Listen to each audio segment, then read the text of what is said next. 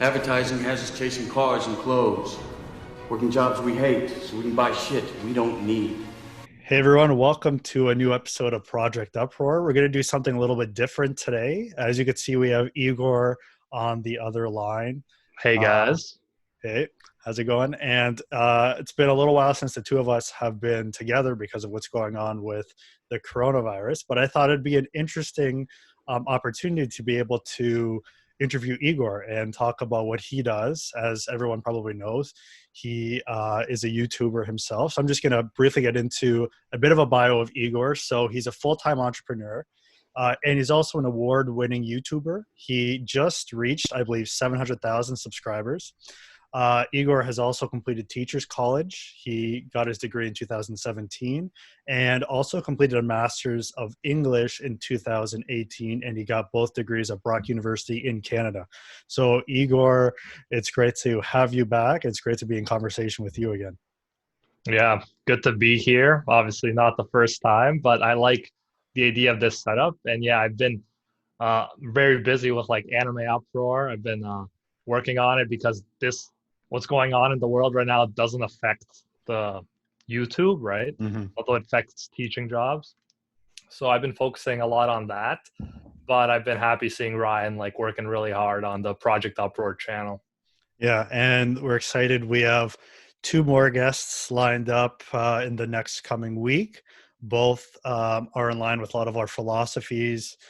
So you guys will be able to check out those guests, and hopefully we'll have more on, and we'll be able to release some more content. So, Igor, I'm basically going to start with the first question, which is, you grew up as an immigrant in Canada. You immigrated from Serbia. What was your experience like growing up as an immigrant in Canada? So it was an interesting experience for me. Like, obviously, we had less money than some people, but since we lived from when I was a kid, I remember living in like a buildings where there were a lot of other Serbian immigrants, so Serbian refugees, and we just kind of played around the building, and I never really thought of myself as quote unquote poor. Like, we always had food and stuff, and sometimes when I wanted video games, my parents would be like, "You gotta, make the money yourself." And I'm like, "Okay, well that makes sense, right?" So I never felt like I was missing out financially, which is cool. I'm glad that we had that experience kind of in in those buildings. Like, we were always outside with my friends. Um, because of that, we were kind of had that outdoor childhood, which I feel like a lot of people don't have these days because they're inside a lot on iPads or playing video games. So although I love video games like Nintendo 64 when I went to my friend's house to play it because I didn't have it, I really valued the fact that we were outside so much, which was really cool. Aside from that, obviously in Serbia, we don't speak English. Like, it's a second language and not a popular one back then. So I had to learn English, right? So that was a bit of a struggle. English was my worst subject, which is why, kind of out of spite almost a bit, and then later out of passion, I kind of ended up really focusing on improving my English. I developed a love for reading, and then I ended up doing a master's in English, which is insane. If you ask my grade 9 English teacher who wanted me to move to applied English, if she'd believe that I'd finish a master's in English, she would not. Yeah. So that's pretty cool. Yeah. Yeah, which for those who don't know, applied English in Canada basically means a stream of English which is not meant to be used towards like a university pathway. It's more for like college or workplace pathways at a high school. So yeah, for you to be able to not only study English in university, but also get a graduate degree is crazy as well. And you were, I know, very successful in your English degree. Um, I'm curious, obviously your channel's on Uproar. When did you first get into anime and manga? And what is your favorite anime and or slash Oh, manga right now? okay. Yeah, that's the latter part's a hard question, but let me start with the former. So I got into anime as far back as I could remember. I just didn't know it was anime at the time. So Pokemon, Dragon Ball Z, like all those Yu-Gi-Oh, all of those anime that we watched as kids. I know, Ryan, you even talked about watching Dragon Ball Z. Oh yeah, big Like, fan. yeah, exactly. So I don't remember being too young to watch that stuff. So my earliest memories, I was watching anime, but I didn't really know it was anime until I'd say around like grade 7 or 8. One of my friends let me borrow a Naruto manga, which was really cool. That's like the Japanese version of comic books.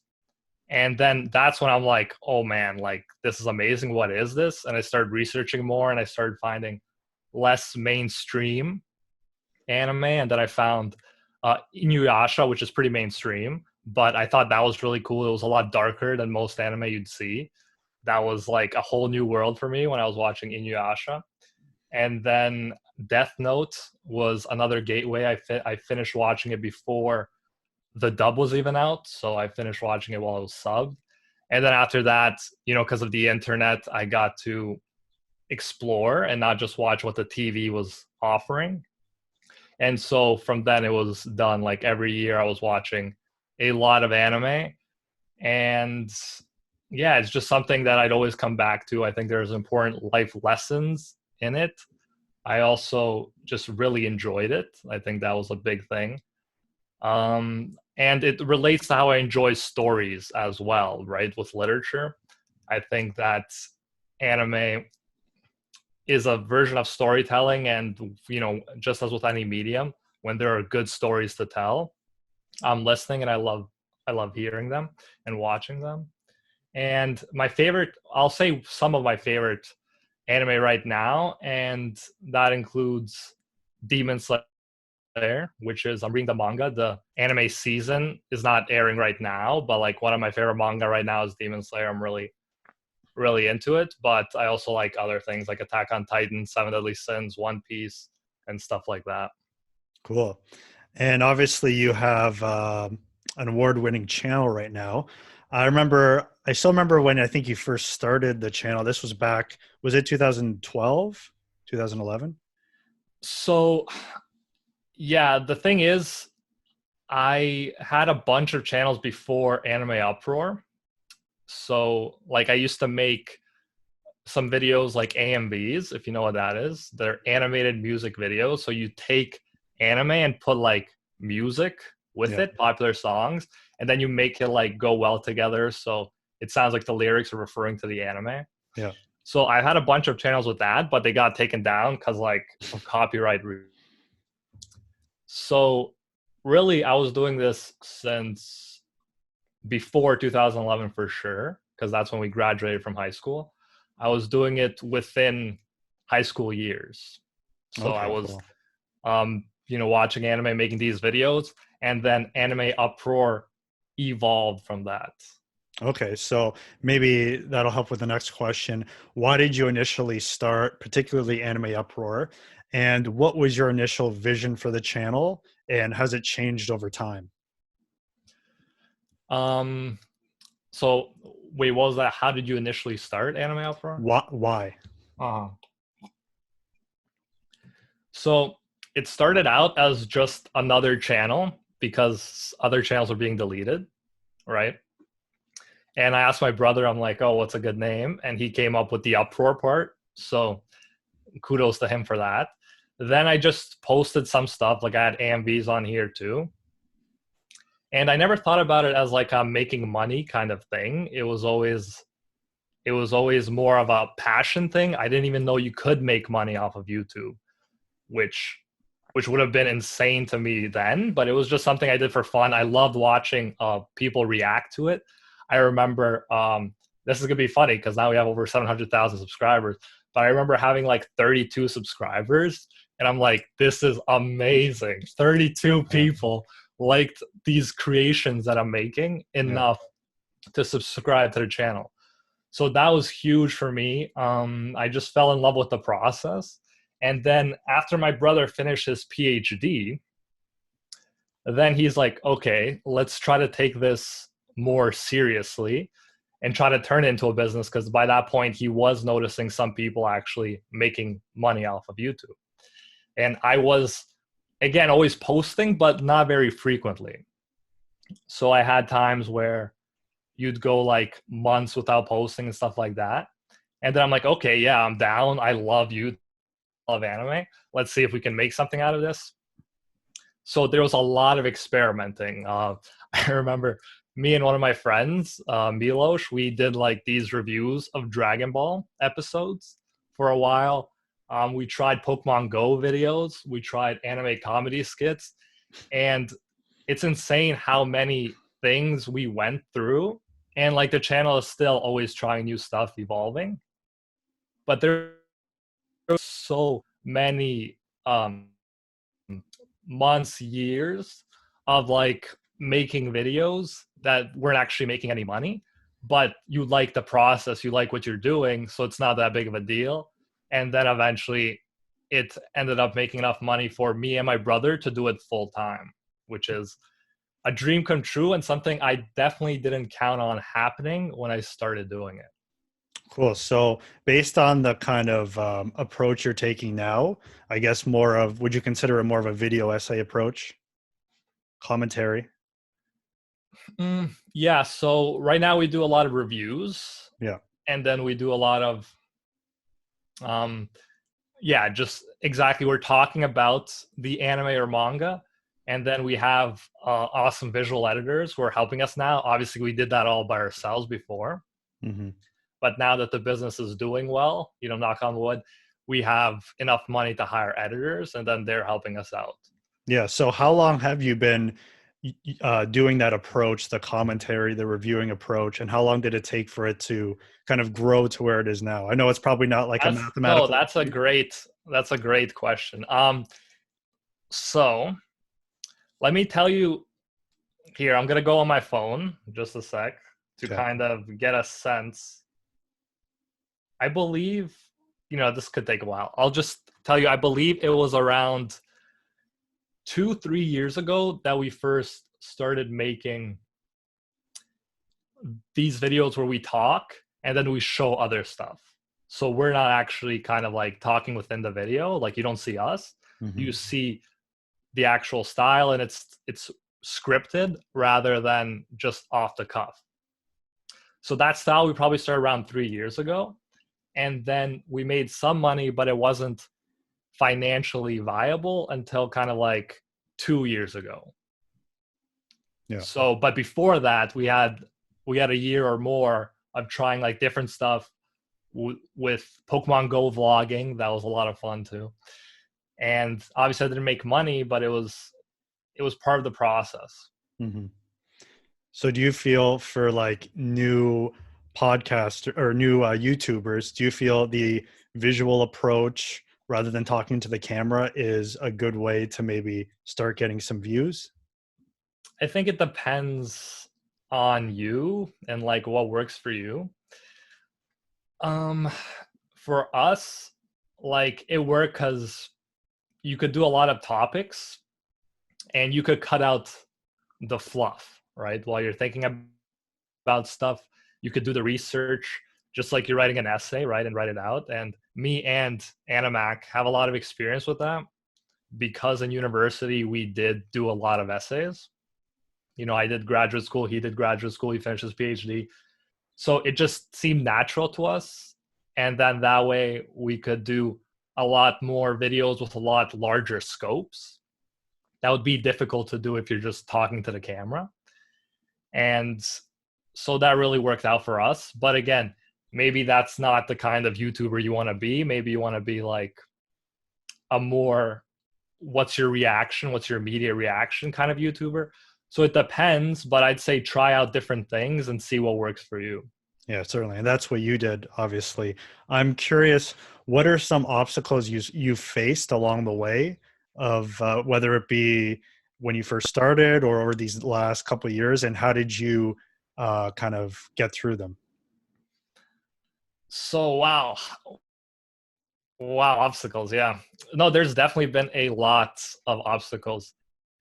So you obviously have obstacles of some people just not believing in you, right? So you can't always expect that if you want to do something different. So you can't expect to have people cheering you on all the way and then feel unmotivated if they're not. Because from personal experience, when I explained to people, like before this had taken off or anything, when I explained to one of my coworkers, I worked at a hotel, and I told her, I'm like, she's like, what are you planning to do for the future? I'm like, well, I'm gonna try to be like a professional YouTuber. And she laughed at the idea. She's like, it's like, what? She's like, you're serious? I'm like, yeah, I want to give it a shot. And so that was funny. And she didn't have any ill intent. It's just she didn't see that as a possibility, right? Mm-hmm. And so like we're still friends. Like we go to dinner sometimes and stuff like that. But so we're good friends, but that's someone who didn't even mean like anything bad. And you'll get a bunch of those people, and people who straight out don't like you doing like different stuff. The comedy skits, right? It was easy for people to kind of say, you guys are highly educated. Why are you doing this stuff? Why are you like making yourselves look quote unquote stupid? And yeah, it's just, you need to develop that tough skin to not take yourself too seriously. I think that's one of the big things. And yeah, it's actually a good sign. Like the more quote unquote hate or the more discouragement you get is usually a sign of how committed you are. And it's usually a sign of success, because the bigger you get, the more comments on your videos you're going to have of people saying negative things or, swearing or stuff like that. And that's a good sign. That's what you want. Because I remember when our channel was really small, we'd have some comments where it's like one or two comments. It's like, oh, good job. Like people want to support you when you're small, but when you're big, sometimes they're more likely, some people are more likely to criticize. So constructive criticism is all cool, but you get a lot of unconstructive troll criticism on YouTube. So you just got to get used to that, and you're going to get a lot of that. Financially, YouTube is very unpredictable. I'd say that's one of the major challenges. You can make vastly different amounts of money based on like the month. And because you're working for YouTube, pretty much, I previously talked about like copyright issues. A lot of anime YouTubers have faced copyright issues. So that's something specifically if you want to get into entertainment, movies, anime, you might face that stuff. So you actually have to realize that YouTube might not let you dispute it, which is what we always do. If they don't let you dispute it, they could give you 3 strikes and close down your channel. So you really have to understand that this is something that is unpredictable. And as a result, you should save money. You shouldn't spend money on like quote unquote stupid shit like Gary Vee says. You should probably invest some of it back into their business, invest some of it for it to grow, and don't spend a lot of money. That's kind of what I do. As Ryan knows, I'm pretty minimalistic with my purchases. And yeah, I'm just focused on trying to do this as long as I can. And yeah, so far we've been blessed. We have over 700,000 subscribers. And yeah, there are anime YouTube channels who have made it to like over 2 million and stuff. So there is still definitely a lot of room for growth.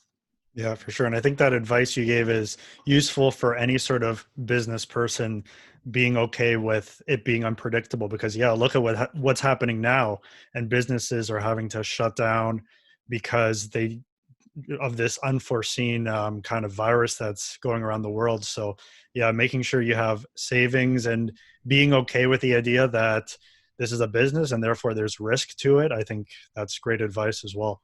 I'm curious, what's a typical day in the life of Igor, the YouTuber, look like? Yeah.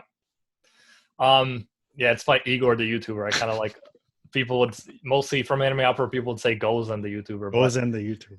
Yeah, so that's the thing. And that's one of the really cool things about YouTube. It's unpredictable, but at the same time, you can really schedule your day however you want. And so this situation we got going on in the world has not affected me like work-wise at all. So a bit, but usually I'd go to like Starbucks's to write scripts, but now I just do it at home. But the idea is I get up every day, I do self-development reading, which is with this channel, you should be kind of aware of some of the types of things I read about because we talk about them all the time, like stuff to improve your, knowledge of philosophy, ways to view the world, so you're less affected by hardship. Financial books. I've been reading more financial books because, like, again, if you're a YouTuber, you gotta be on top of your finances if anything happens. And yeah, like Eckhart Tolle, I see the book you got there, Letting Go. Ryan, that's another book I really recommend. So stuff like that, stuff about spirituality, meditation. And yeah, those are kind of things that I read about in the morning. I do at least 30 minutes, sometimes an hour. Then after that, I go for writing. And I write at least 1 hour. And it's really cool because now I always had a problem with writing a lot. It was always something I procrastinated in university too.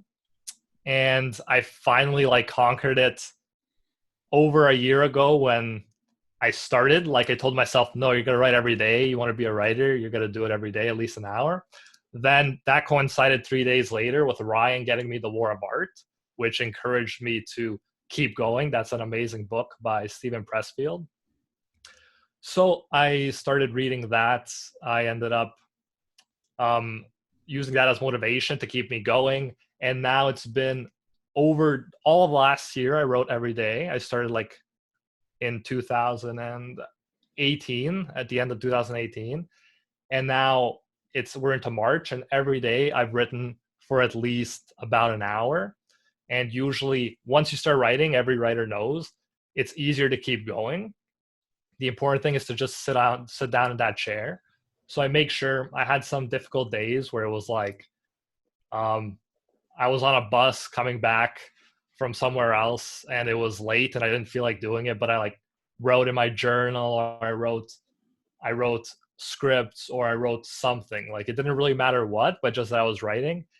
And that has been like the single most important practice that I think has fueled a lot of the success that me and Animac have had on YouTube for the last year, because we were just pushing out a lot of scripts.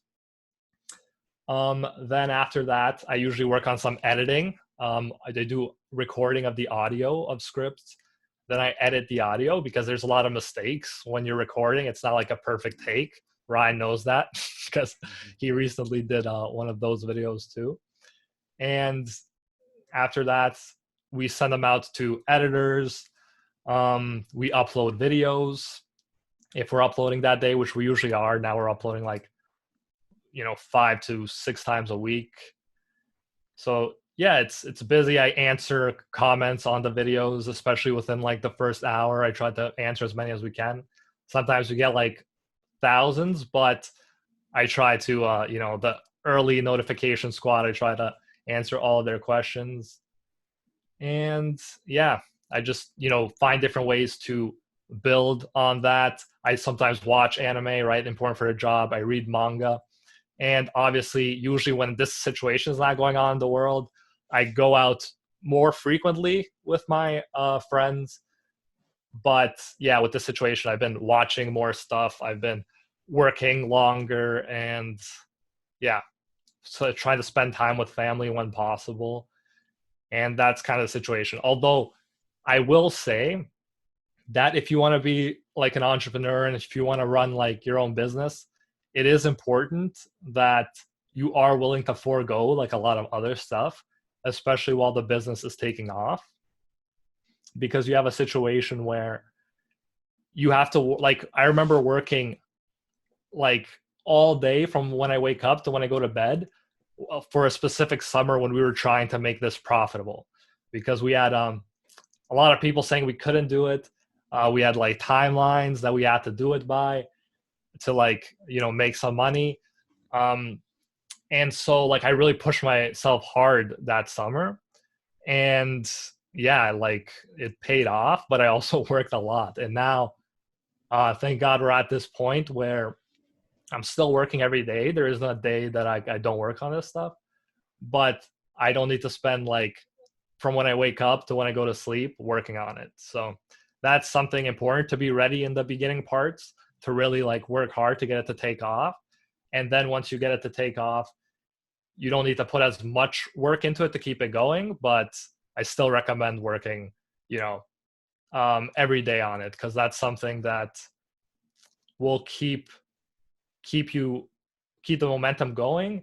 And also you'll feel yourself like, wow, I accomplished something today, because that's one of the most important things. If I don't feel like I accomplished something today, and it doesn't have to be YouTube, it can be like something else, then I'm in a much worse mood that day than I would be otherwise if I know, okay, I wanted to get this done, I accomplished this. And then when you do relax at the evening or whatever, you're going to enjoy that relaxation much more than if you didn't do work and then you're like, oh, I should have done work. You're going to be beating yourself up. So that's kind of my secret daily routine.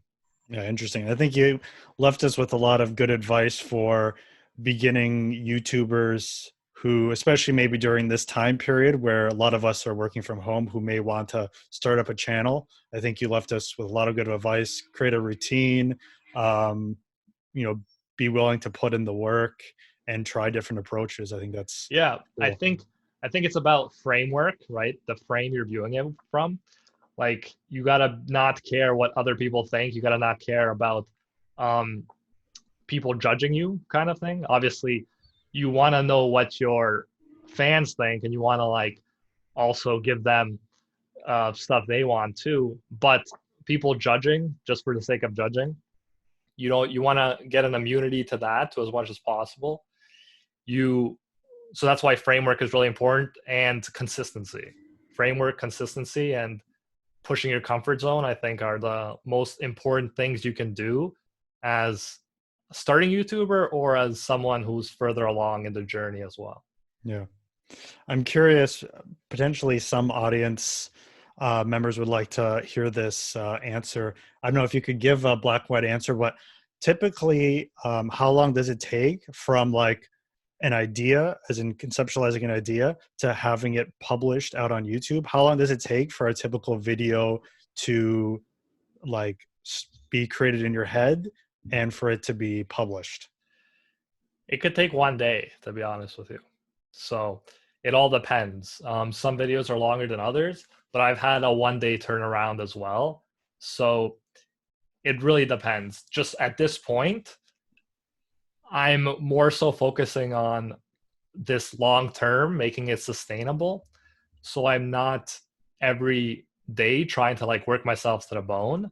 I'm trying to use Ernest Hemingway's strategy where he's like, when you know that you still have more to write, stop at that point, because then it's going to be easy to come back to it tomorrow. So from like, I feel like it's almost more of an amateur perspective to work from morning to night, go to sleep, work from morning to night, because you're going to burn out quickly. But if you want to make it sustainable, then you want to like spread it out. So definitely I've had, and I even have sometimes now, 1 day turnovers. But with like editors and stuff, we try to plan things out more ahead.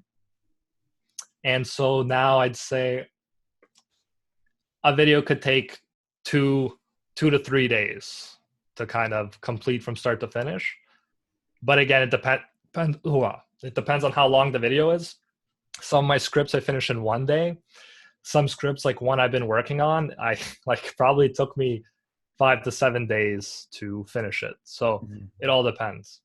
For sure. I'm curious what, obviously, we ask our guests a lot, like, what advice would you give your 25-year-old self? Well, for you, I'm like, yeah, I'm 26. So. It's not really maybe the most, well, it is a relevant question, but maybe instead I'm going to ask you, what advice would you give like your 18-year-old self, maybe someone just finishing or coming out of high school? Yeah. So, a lot of this stuff that I think is the most important is like the Stoic principles we talk about a lot on the channel. So although I did start reading self-development at that point already, and I think that was in large part what led me to, do all right in university and to do teachers college and graduate school, coming from a place where I was not a good student, and I was like, teachers didn't expect much from me. One of the things that got me to change that was self-development, but it was longer that it took me to kind of learn about Stoicism, which has so many powerful ideas and practices just jam-packed within itself that you can apply, because a lot of this stuff is important in regards to your mindset. And for that, I recommend reading self-development books all the time. But the practicality of Stoicism has really been huge.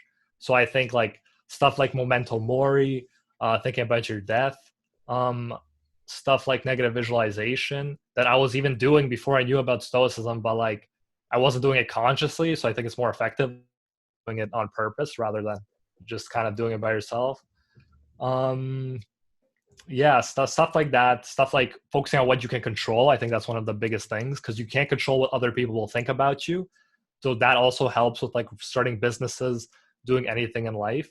You got to focus on, am I doing the right thing? Am I following my own sense of virtue, my own moral compass? Or am I reacting to what other people might think? So to ask yourself that, that's huge. And if you are, you are reacting to your own moral compass, you're doing what you think is the right thing, then it doesn't matter what other people think. So those principles, if I could like have begun internalizing them earlier, which they're not completely internalized now either, but if I could begin internalizing them earlier, I think that would be really cool. Obviously, I think everything happens for a reason, so I'm really cool with how my life played out so far, but that would have been useful. And yeah, just to not, a lot of people say this, but to not take yourself too seriously. That's part of Stoicism too, like realizing how big history is, how small the whole world is and humanity on it compared to the whole universe. And to not think like to overblow your own perspective and your own problems. Because I remember some stuff I treated as if it was such a big deal. But now looking back at it, I was like, that ended up being a fun story. That wasn't a big deal. So that perspective of being able to, even now, if I have challenges I'm facing, ask myself, 10 years from now, will I care about this? Will this be a big deal? Will this be stressful? And I know the answer is no. Then that's usually an easy way for me to move beyond it. Yeah, for sure. I'm curious about, like, you've mentioned Stoicism, you've talked about a couple of self-development names. I know this answer may take a while, but what are like the books that have impacted you the most? Yeah. So this is a good question. And I spoke about it last time. A book about picking up girls called The Game was actually really, really life-changing, because I read it early high school or something. And that just introduced me to the world of self-development. It's a fun read in and of itself by Neil Strauss, but he recommended in it working on your inner game, which is talking about working on pretty much your self-development. And that kind of led the gateway to becoming obsessed with like self-development and just trying to focus on that, working on myself. So I think that was a big one. And the whole pickup community, like depending on like probably aspects of it are different, but a lot of it is just about developing yourself, becoming the best version of yourself. So I think that's really good. So there's that. There was The Monk Who Sold His Ferrari, which was one of the first books that kind of was really like self-development, purely self-development. And it talked a lot about writing down your dreams. This was actually hilarious because I wrote in a journal, just like it said in the book. I remember I was in Serbia and I was like in a cafe, which I love, sitting down in those outdoor cafes in Europe. I love it so much. And I was having my cappuccino and I was writing in my journal, and I was writing like about some goals that I'd have. And this was like over 5 years ago. Let me see. Yeah, this might have been like closer to 10 years ago. And I was writing down like some goals I had. And one of the goals was like, to make a living from writing, to be able to travel, doing what I'm doing. Even I even went so far as to say that could be as like a professional writer or a professional YouTuber or something like that. I may have added that YouTube part a few years later, but that I did have that at some point. And so that really came into fruition. Now I really make money writing scripts and making YouTube videos. So that's something that I did not even look at. Like some people say like reread your journal. I just wrote it down. I didn't look at that in years. And then when I looked back at it, I'm like, wow, I accomplished all these things. Doing my master's was one of them. So it was really cool. I think there is power in writing down your goals. Even if you don't refresh yourself constantly, it's in your mind and you're kind of probably motivated by it too. There was also Eckhart Tolle. I think the idea of pain body and the idea of the ego is really important. The ego constantly trying to, be petty, trying to reassert how important the I is, and just realizing that, no, we're here to be of service to others. It's not about just like getting everything I can for myself. And identifying the pain body in others and in yourself can help you not only not take things personally when other people do it, but to identify yourself and catch yourself.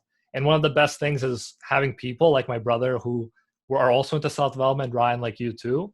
And we can, when we lose ourselves like we all do sometimes in the pain body, we can be like, that's your pain body activating right there. And then all of a sudden you're like, no, it isn't. But you start to bring consciousness to it and you start to calm down and you're like, oh yeah, it was my pain body. So working on those stuff, obviously, let me see, Seneca on the shortness of life. Seneca is one of my favorite Stoics. So I think that's very important. I love all those examples he gives of people, successful people being put in situations that really tested them, like being exiled, some were even put to death and then faced it bravely. So in those situations, when you think about that and how back then a Roman emperor could just, kill you, kill your family, could exile you, and you put that in perspective to today, you start to be very thankful and you start to be like, why am I making such a big deal out of these small things when these guys survived way worse? And yeah, just the idea of Stoicism that I really like was that death isn't really a bad thing. It's just, it's the quality of life that's important rather than the quantity of life. And getting over like that, the idea of practicing poverty, which is about just living way below your means at certain times. So no matter how much money you have, let's say sleeping on a hard floor, eating stale bread, fasting, doing that stuff makes you realize you'd survive even if you were making less money, so it's not that, it helps you internalize that it's not that big of a deal. That's something Seneca does too. So with the Stoics, I think one of the best things they do is just helping you conquer your fear of different things like death and like poverty and stuff like that. Yeah, no, interesting. And I know there are other videos we've done on this channel that have to do with getting people out of ruts and our favorite books. So if you want more suggestions, for sure, check out those episodes. This is the last question I have. What is next for Anime Uproar? I know you have like a lot of offshoots of the channel, like you have a podcast, you sell shirts. So maybe talking about, if you can talk about maybe some initiatives you have with the channel or things related to the channel. Yeah. So we do have Animac runs Rand Cafe, which you guys should definitely check out. They talk about anime, him, Nux Taku, and All Day Anime. They do a great job. So that podcast should definitely be, you guys should check it out. We teamed up with Dream World to sell anime shirts. So we have that too. Enter dreamworld.com. And yeah, we're going to be like, it's not for me, one of the biggest things is not planning too much ahead, right? Because a lot of people are like, when we hit the 700,000 milestone on Instagram, a lot of people were like, oh yeah, like 800K next, 1 million next. And I agree. Part of me is like, yeah, that's the goal. But also you never know what's going to happen, right? You got to practice premeditation of adversity. You got to practice what's the same thing that's called like negative visualization by some people. You got to realize that anything could happen. Like I said, YouTube is not super predictable. So you can't always assume that either A, your channel is going to be up forever, like they might shut it down, or B, that the algorithm will always work out, right? So for me, it's just focusing on like the stoic principle of doing whatever we can, producing content for our fans that really want to see it, right? Doing our best job to keep them happy as well. And yeah, and to work on myself, to develop myself, right? That's one of the reasons I started like this channel that me and Ryan are doing too, because I think it's very important to not just focus on stuff like, although I do feel like there's a place for financial literacy, I do think it's really important for finding your own freedom and being able to spend your days doing what you want to do. I think that's super important, but I also think there's much more to life than just making money. There's more to life than running a business. So I think that this self-development stuff is super important. So hopefully we'll expand Project Uproar, build that up as well. And while we're doing that, I also think that that'll help the business, because when you're working on your self-development, it doesn't hurt. It actually helps every aspect of your life. So yeah, that's kind of my goals. They're not big, but goals when done like consistently usually have big butterfly effects, as we've seen with like just writing every day 1 hour can produce a lot of video content that can end up, building a business and doing really well for the business and stuff like that. So that's really just keeping up with working on this every day, writing every day, recording and editing. And yeah, it's those little things that'll make the biggest difference, I think. Yeah, cool. And I think you left us with a good lesson there, in that you can have goals and you don't necessarily need them to be super, super specific. Like by the end of the week, I have to do this. Like you could have those more broader goals like you had before you started the channel. You want to write, you possibly want to YouTube, but you didn't really know what that would look like. Mm-hmm. And you never know where life's going to take you. Like you could change courses. Like I know your brother finished his PhD and he went this route, and I know this is something like he's very happy that the one route didn't turn out because it allowed him to do what he's doing now. So yeah, life's very unpredictable, and I think that's what you conveyed right there. Exactly. Yeah, we don't know what's going to happen just because things seem bad. And oh yeah, you asked me what I would tell my 18-year-old self. I know that was a while ago, but this passing on that this too shall pass philosophy that Eckhart Tolle talks about and that Marcus Aurelius talks about, just understanding that even if it's a good time, don't assume that it'll always last. For example, if your channel or business is doing good now, don't assume automatically it'll be doing well in the future. So just spend all the money as soon as you get it. Don't do that. But also when things are bad, keep in mind this too shall pass. There was a lot of difficult times like that I went through, like every human being did. And just knowing that it'll pass, and there is like always light at the end of the tunnel, is really useful and really powerful. And if you have a deep belief in that, I feel like you can almost handle anything. Yeah, and I think we need that now more than ever with what's going on in the world. Exactly. Yeah, that's exactly it. Exactly. So right now things seem bad. Like yesterday was up, but like the stock market has been plunging down so low. And yeah, a lot of people don't see an end right now. But if we look at all that history, there have been so many financial crises.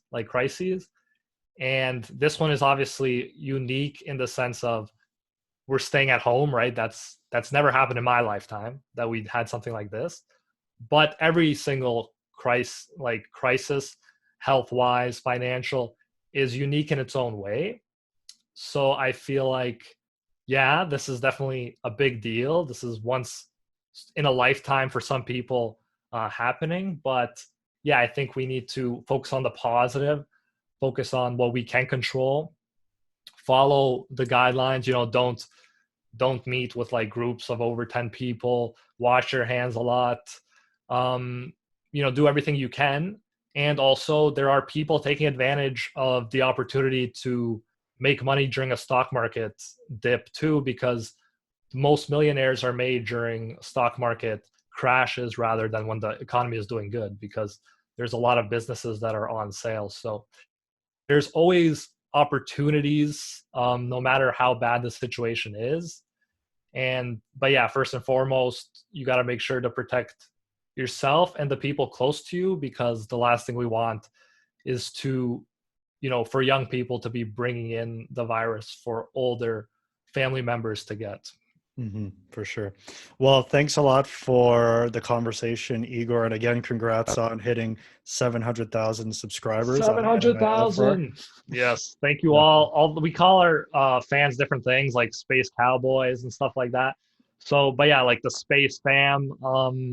If you're watching this, thank you so much. This would not have been possible without all of you. So thank you very much. You guys are the best. For sure. Okay. Thanks everyone for listening, and we'll see you next time.